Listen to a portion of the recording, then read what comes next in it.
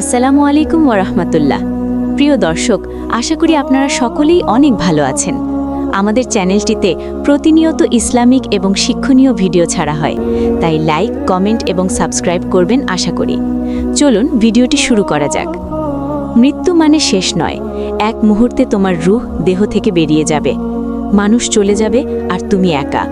সেখানেই শুরু রূহের জগৎ, যেখানে ফেরেশতারা প্রশ্ন করবে, কবর প্রত্যুত্তর দেবে, আর ঠিক হবে তোমার পথ জান্নাতের নাকি জাহান্নামের। আজ আমরা দেখব মৃত্যুর পর মানুষের আসল বাস্তবতা, কিভাবে তারা তাদের পরিণতির মুখোমুখি হয়। রূহের জগতে আমরা কিভাবে থাকব, কি হবে মৃত্যুর পরে আমার সাথে, মৃত্যুর পরে আমার কবরে কি হবে, মৃত্যুর পরে আমি জান্নাতে না জাহান্নামে যাব, আমাকে কবরে ফেরেশতারা কি কি প্রশ্ন করবে, আমি কবরে কিভাবে একা থাকব না সাথে কেউ থাকবে। নিজেকে একবার প্রশ্ন করো, হে দরিদ্র, কি ক্ষতি হয়েছে যে সম্পদ পাওনি? দেখো এখন কি অবস্থা ওদের, যারা দুনিয়াতে পাপাচারী ছিল। ঠোঁট, জিভ, কণ্ঠস্বর কত কথাই না বলতো, চোখ দিয়ে দেখত রঙিন পৃথিবী, লাল, নীল, সবুজ, গোলাপি, হলুদ, বেগুনি, কমলা, কত রং, কত তৃপ্তি ছিল। তরবারির মতো ভ্রু, ঘন লম্বা পাপড়ি, ঝকঝকে সাদা জমিনে কালো বাদাম, সবুজ মণি।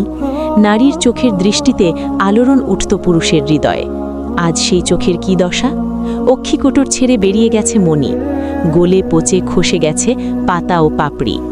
এদের চোখ ঝলসানো চেহারা, লাজুক শরীর, যা সামান্য দুনিয়াবী কষ্ট সহ্য করতে তৈরি ছিল না, আজ কোথায়? কোথায় তাদের নরম উজ্জ্বল চামড়া? কীট পতঙ্গ কুড়ে খেয়েছে অহংকারী দেহকে, পুড়ে গেছে গায়ের আলোকিত রং, মাংস খেয়ে ফেলেছে মাটি। মুখ ভরে গেছে মাটিতে, ছিন্ন ভিন্ন করেছে অঙ্গ প্রত্যঙ্গ। শরীরের জোড়া খুলে গেছে, টুকরো টুকরো করেছে, গলে পচে খসে গেছে মূল্যবান সেই শরীর, যা চলত গদগদ ভরে, হাঁটত মাথা উঁচু করে, অত্যাচার ও অবিচার যার হাতিয়ার ছিল। আহ, দুঃখ, কি পরিণতি হচ্ছে তোমাদের! কোথায় তোমাদের সেই সব চাকর বাকর? তুমি ডাকলে তারা তড়িৎ জবাব দিত, জি হুজুর। তোমার ভয়ে ছুটে আসত, ভয়ে নাফরমানি করত না। কোথায় সেই সব অট্টালিকা, সাজানো সংসার, আরাম আয়েশের বিলাস ভবন? তোমাদের ধন সম্পদ কোথায়? চাকর বাকরদের বলো, তারা যেন তোমার কামাই করা টাকা পয়সা দিয়ে চাল, ডাল, ভাত, কিছু খাবার নিয়ে আসে। তোমার তৈরি করা আরামের বিছানায় ঘুমিয়ে আছে ছেলে, মেয়ে, আত্মীয় স্বজন। তুমি তাদের চিৎকার করে হুকুম করো যেন তোমার জন্য আরামের বিছানা এনে দেয়। এই নির্জন কবরের আধারে একটু বিশ্রাম নাও। কই, ডাকো তাদের। আল্লাহকে ভুলে যাদের জন্য সবকিছু করেছো, আজ তারা তোমার ডাকে সাড়া দিচ্ছে কি? হায় হায়, তোমার কামাই করা সম্পদে তৈরি বাগানে ফুটেছে কত ফুল, রং বেরঙের পাতা, সুমিষ্ট ফল।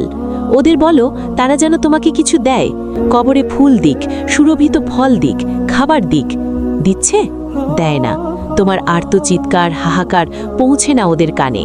তোমাকে ভুলে গেছে ওরা, তোমার স্ত্রী, সন্তান, বন্ধু বান্ধব সবাই। কবরবাসী, আজ তুমি একা। গাঢ় আধার ঘিরে আছে, পৃথিবীতে রাত আর দিন চলছে, তোমাদের সবাই সমান। বন্ধুরা আড্ডা দিচ্ছে, তোমাকে ছেড়ে গেছে। সুখ দুঃখ শোনার লোক আজ নেই, তুমি একা, একবারে একা। কত সুন্দর দেহ তোমার, কত সযত্নে লালিত, আজ আর কেউ নেই পাশে। ধূলি ধূসরিত দেহ, পচা গলার দুর্গন্ধ, পুতিগন্ধময়। কে ছোবে তোমাকে? কে ভালোবাসবে? মৃত্যুর ভয়ঙ্কর অবস্থা ভাবো তো। তোমার দেহ ছিন্ন ভিন্ন, খুলে গেছে শরীরের জোড়া, চোখ বেরিয়ে ঝুলে আছে মুখের ওপর, ঘাড় মাথা আলাদা, নাকে ঢুকছে মাটি, মুখে ভরে জমেছে পানি ও পুঁজ, শরীরের সবখানে বিষাক্ত কীট। আর ওদিকে তোমার সুন্দরী বউ বিয়ে করেছে অন্য কাউকে। তোমার সুদর্শন স্বামী আনন্দে আছে আরেক অপরূপাকে নিয়ে। আজ আর তোমার কথা মনে নেই তার, মুছে ফেলেছে সুখের সব স্মৃতি। তোমার সন্তানেরা, তারা নতুন সংসার নিয়ে খুশি। তুমি কেমন আছো তা ভাবেও না। তোমার রক্ত, ঘাম আর পরিশ্রমে তৈরি প্রাসাদ, সেখানে তোমার স্মৃতি নেই। সব কামরা থেকে মুছে ফেলেছে তোমার চিহ্ন। ফেলে আসা জমি জায়গা, ঘরবাড়ি, ব্যবসা বাণিজ্য নিয়ে ঝগড়া, মারামারি, এমনকি খুন পর্যন্ত। তোমার এক সন্তান অন্যের রক্ত পিপাসু। আজরাইল আলাইহিস সালামের আগমন। আগামীকাল ছিল তোমার মৃত্যুদিন। তুমি জানোনি, ভেবেছিলে দুনিয়া চিরদিন থাকবে। হঠাৎ আসবে আজরাইল, তুমি ভিক্ষা চাইবে প্রাণ, কিন্তু আর কিছু আটকাতে পারবে না। অমোঘ নিয়তি, দেখতে পাচ্ছ সবই, ফিরে যেতে চাইবে ভালোবাসার পৃথিবীতে, স্মরণ করতে আল্লাহকে, কিন্তু সময় নেই, ফেরার কোনো পথ নেই। ভয়ে কাঁপছ, চোখ বড় বড় বিস্ফারিত। আত্মীয় সুহৃদ হিতৈষী ঘিরে আছে, কেউ উদ্ধার করতে পারছে না। যিনি সাহায্য করতে পারতেন তাকেই ভুলেছিলে, অর্থাৎ আল্লাহকে ভুলেছিলে। আজ কেউ কিছু করতে পারছে না, মৃত্যু দূত এসেছে।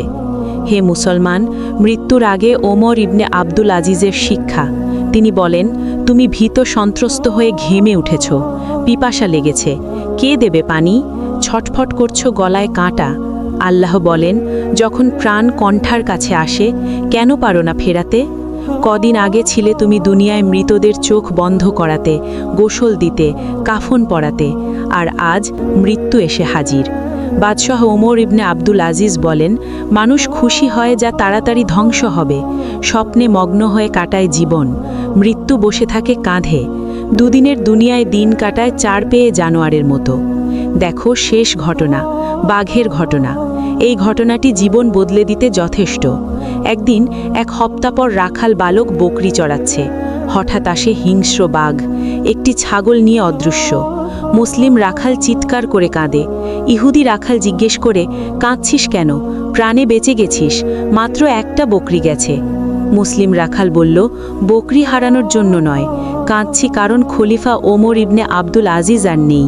তিনি বেঁচে থাকলে বাঘ এই সাহস করত না। তার স্ত্রী বলেন, খলিফা হবার পর তিনি রাতেও ঘুমাননি, সারা রাত কাঁদতেন, নামাজ, দোয়া, সিজদা আর তেলাওয়াত। তিনি বলতেন, হে আল্লাহ, যদি কেউ বকরির দিকে কড়া নজর রাখে, তার জবাব আমাকে হাসরের দিনে দিতে হবে।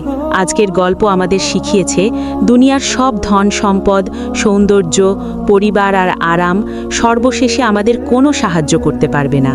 হে মুমিন মুসলমান ভাই ও বোনেরা, কেবলমাত্র আল্লাহর প্রতি স্মরণ, ঈমান আর সৎ কাজই শেষ পর্যন্ত রক্ষা করবে। হে আল্লাহ তাআলা, আপনি সকল ক্ষমতার অধিকারী, আপনি রহমান, দয়াবান। হে আল্লাহ, যেহেতু আপনি আমাদের মানুষ জাতিকে সৃষ্টির সেরা জীব হিসাবে সৃষ্টি করেছেন, আল্লাহ আপনি আমাদের সকলকে ক্ষমা করুন এবং জীবনের পেছনের গুনাহগুলিকে ক্ষমা করে দিয়ে আপনার সঠিক পথে চলার তৌফিক দান করুন। আমিন।